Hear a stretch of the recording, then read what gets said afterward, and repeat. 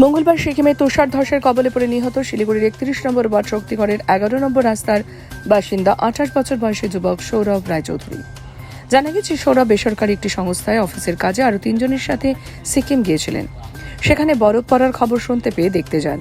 সেই সময় প্রবল তুষারঝড়ে আটকে পড়ে তারা। বাকি ৩ জন আহত অবস্থায় বেঁচে ফিরলেও তুষারে চাপা পড়ে সৌরভের মৃত্যু হয়। সেনাবাহিনীর উদ্ধার কার্য শুরু হওয়ার অনেকটা সময় পরই সৌরভের নিথর দেহ খুঁজে পাওয়া যায় বলে কাকিমা রুনু রায়চৌধুরী জানান। বুধবার সকালে তার বাড়িতে দেখা করতে যান শিলিগুড়ির মেয়র গৌতম দেব। তিনি জানান, সিকিমে ময়নাতদন্ত হওয়ার পর সৌরভের দেহ শিলিগুড়িতে নিয়ে আসা হবে। বাকি ৩ জনের চিকিৎসা চলছে সিকিমে। সুস্থ হলে তাদেরও নিয়ে আসার ব্যবস্থা করা হবে। সরকার আর্থিকভাবে নিহতদের পরিবারের পাশে থাকবে বলেও জানান মেয়র।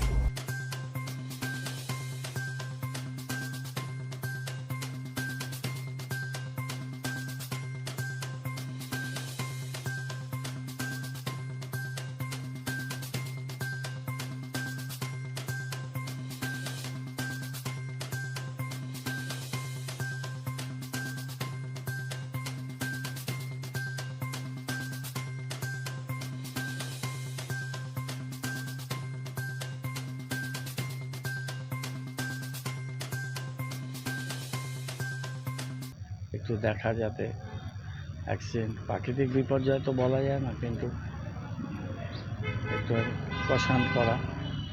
কলকাতায় একজন মারা গেছে, আর যারা আহত তাদের ট্রিটমেন্ট হচ্ছে এখানে নিয়ে আসলে আমি মেডিকেলে বলেছি, আমরা সব অ্যারেঞ্জমেন্ট রাখছি।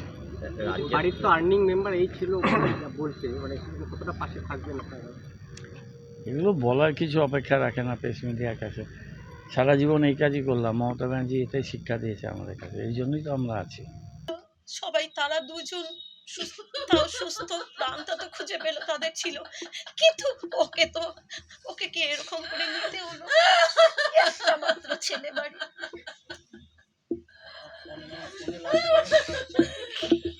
ফোনে লাশ আমি বলতে পারবো না, সেটা আমাদের কাছে তো কিছু বলছে না। সবাই অন্যদের কাছে কাছে খবর আসছে। আমি ফেসবুকে দেখলাম, তখন আমাকে একজন বললো, হ্যাঁ এটা সত্যিকারের ঘটনা। আমি তাকে বলছি, না এটা মিথ্যা ঘটনা, এটা হতে পারে না এই ঘটনাটা। হ্যাঁ হ্যাঁ, আচ্ছা হতে পারে না।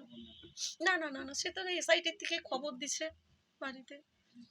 হ্যাঁ হ্যাঁ, মেজদি তো থাকেন না, বাইরে থাকে, কাজ করে, ওদেরকে খবর দিছে, ওরা চলে আসছে বাড়িতে, এসে তারপরে